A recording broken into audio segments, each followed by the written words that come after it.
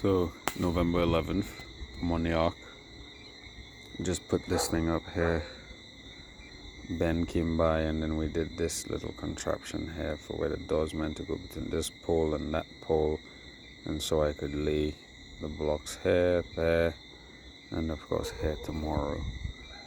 As you guys can see, there's a cruise ship in the harbor, nice and beautiful.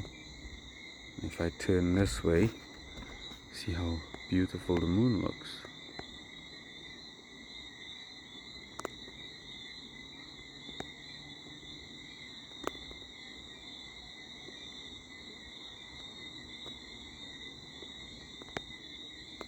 Yep, so it is what it is today on the ark.